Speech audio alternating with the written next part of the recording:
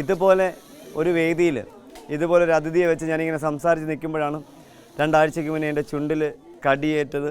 ആ മുറിവ് കരിഞ്ഞിട്ടില്ല, ഓർമ്മയുണ്ട്. അപ്പോൾ നമ്മുടെ പ്രേക്ഷകർക്ക് ചിലർക്കെങ്കിലും എനിക്കൊരു അപകടം പറ്റിയാൽ വേദനിക്കുന്നവരുണ്ട്. എന്തായാലും ഞാനിത് വെച്ച് അലക്ഷ്യമായി നിൽക്കുന്നതല്ല.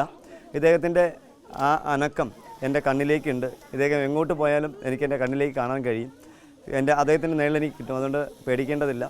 ഒന്ന്, ഇതുപോലെ അനുകരിക്കാൻ ശ്രമിക്കരുത്. അനുകരിച്ചവർ, എന്നെ അനുകരിക്കാൻ ശ്രമിച്ചവർ 8 പേരാണ് 2016 ജീവൻ വെടിഞ്ഞു പോയത്. 36 പേര് കേരളത്തിലെ പല ഹോസ്പിറ്റലുകളിൽ കടിയേറ്റ് ട്രീറ്റ്മെൻറ്റിലുണ്ട്, മാരകമായ ട്രീറ്റ്മെൻറ്റിലുണ്ട്. അതുപോലെ 116ഓളം പേര് പലർക്ക് കടിയേറ്റു.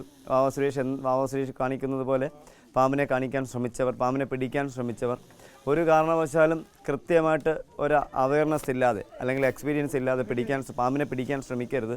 അത് അവനവൻ്റെ ജീവൻ അപകടത്തിലേക്ക് പോകും.